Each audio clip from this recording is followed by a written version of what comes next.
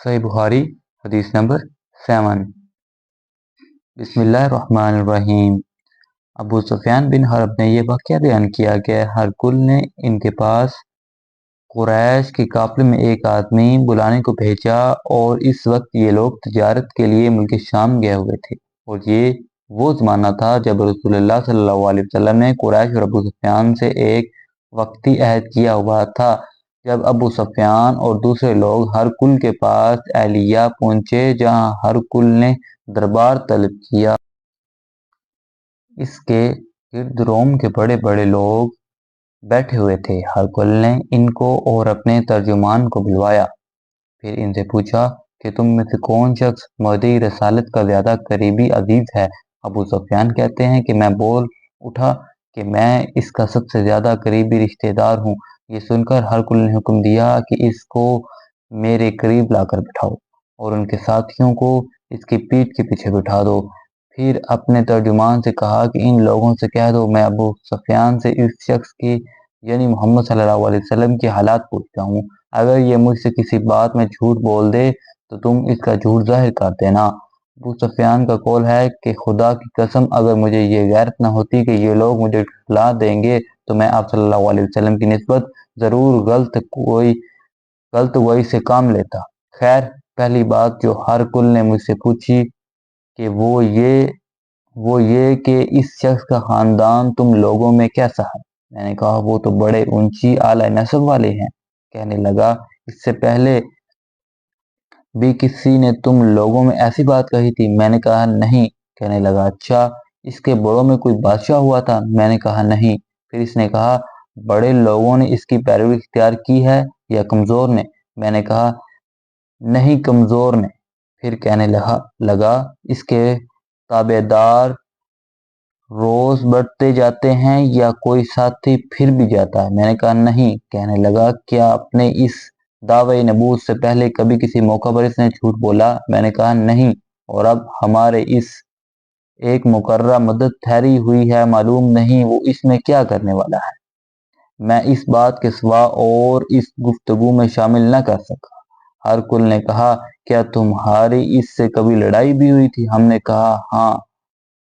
बोला फिर तुम्हारी और इसकी जंग का क्या हाल होता है। मैंने कहा लड़ाई डोल की तरह है, कभी वो हमसे मैदान जंग छीन लेते हैं और कभी हम इनसे जीत लेते हैं। हर कुल ने पूछा वो तुम्हें किस बात का हुक्म देता है। मैंने कहा वो कहता है सिर्फ एक अल्लाह ही की इबादत करो और उसका किसी को शरीक बना बनाओ, और अपने बाप की बातें छोड़ दो और हमें नमाज पढ़ने, सच बोलने, परहेजगारी और सला रहमी का हुक्म देता है। ये सब सुनकर फिर हरकल ने अपने तर्जुमान से कहा कि अबू सुफियान से कह दें कि मैंने तुमसे इसका नसब पूछा था तो तुमने कहा कि वो हम में आले नसब है। पैगंबर अपनी कौम से आले नसब से ही भेजा जाया करते हैं। मैंने तुमसे पूछा कि दावे नबूवत ये बात तुम्हारे अंदर इससे पहले कभी और किसी ने भी की थी तो तुमने जवाब दिया कि नहीं। तब मैंने कहा कि अगर ये बात इससे पहले किसी ने की होती तो मैं समझता इस शख्स ने भी इस बात की तकलीद की है जो पहले कही जा चुकी है। मैंने तुमसे पूछा कि इसके बड़ों में कोई बादशाह भी गुजरा है। तुमने कहा नहीं। तो मैंने कहा इनके बुजुर्गों में से कोई बादशाह हुआ होगा तो कह दूंगा कि वो शख्स अपने आबाओ अजदाद की बादशाहत और उनके मालिक को दरबार हासिल करना चाहता है। और मैंने तुमसे पूछा कि इस बात के कहने यानी पैगंबरी का दावा करने से पहले तुमने कभी इसको दरोग कोई इल्ज़ाम लगाया। तुमने कहा नहीं। तो मैंने समझ लिया कि जो शख्स आदमियों के साथ दरोग गोई से बचे वो अल्लाह के बारे में किसी झूठी बात कैसे कह सकता है। और मैंने तुमसे पूछा कि बड़े लोग इसके पैरोकार होते हैं या कमज़ोर आदमी। तुमने कहा कमज़ोरों ने इसकी इत्बा की तो दरअसल यही लोग पैगंबर के मुतबीन होते हैं। और मैंने तुमसे पूछा कि इसके साथी बढ़ रहे हैं या कम हो रहे हैं। तुमने कहा वो बढ़ रहे हैं। और ईमान की कफील यही होती है कि हत्ता कि वो कामिल हो जाता है। मैंने तुमसे पूछा कि آیا کوئی شخص اس کے دین سے ناخوش ہو کر مرتد بھی ہو جاتا ہے؟ تم نے کہا نہیں، تو ایمان کی خاصیت بھی یہی ہے کہ جن کے دلوں میں اس کی مسرت رچ جائے بس جائے وہ اس سے لوٹا نہیں کرتے۔ تو میں نے تم سے پوچھا کہ آیا وہ کبھی عہد شکنی کرتے ہیں؟ تم نے کہا نہیں، پیغمبر کا یہی حال ہوتا ہے، وہ عہد کی خلاف ورزی نہیں کرتے۔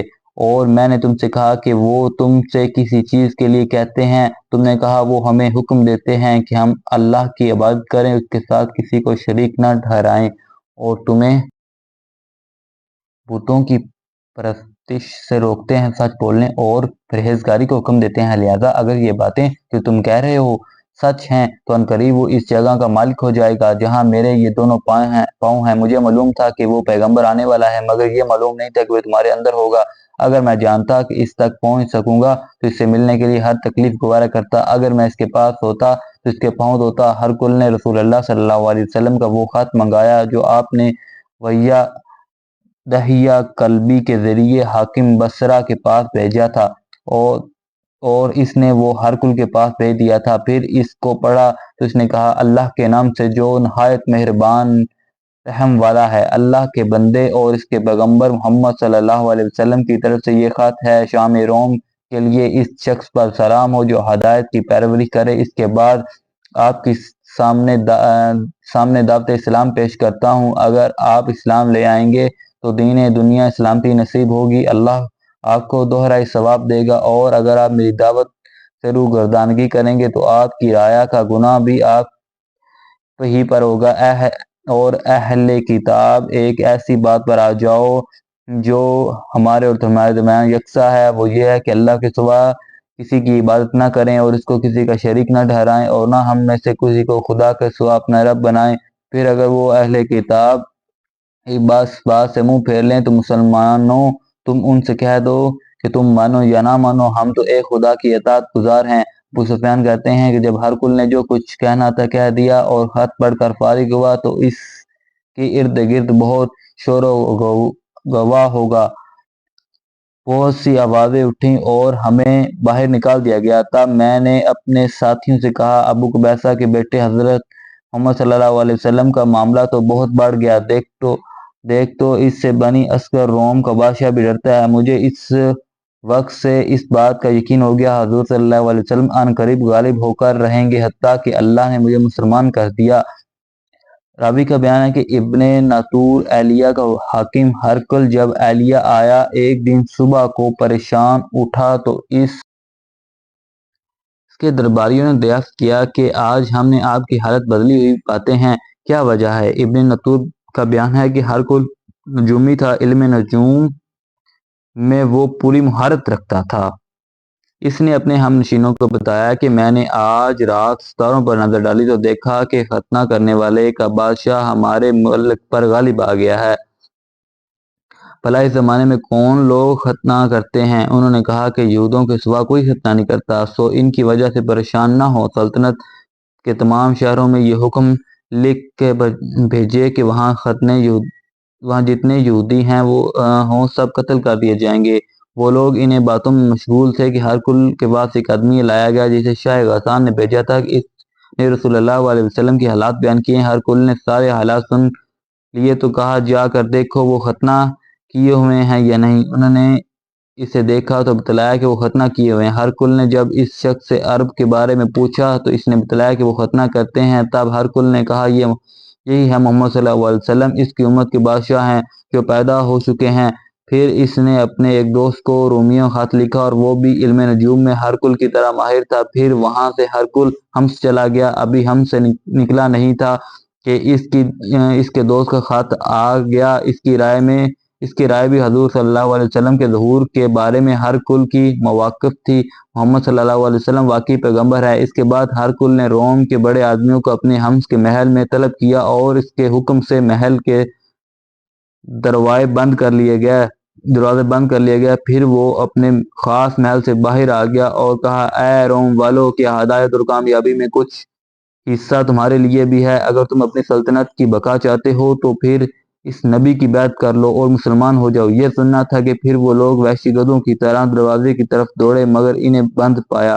آخر جب ہرقل نے اس بات سے ان کی یہ نفرت دیکھی تو ان کے ایمان لانے سے مایوس ہو گیا تو کہنے لگا ان لوگوں کو میرے پاس لاؤ۔ جب وہ دوبارہ آئے تو اس نے کہا میں نے جو بات کہی تھی اس سے تمہاری دینی پختگی کی آزمائش مقصود تھی، سو وہ میں نے دیکھ لی۔ تب یہ بات سن کر وہ سب کے سب اس کے سامنے سجدے میں گر پڑے اور اس سے خوش ہو گیا۔ بالآخر ہرکل کی آخری حالت یہی ہی رہی۔ ابو عبداللہ کہتے ہیں کہ اس حدیث کو صالح بن یکسا، یونس اور نے ذیلی سے روایت کیا۔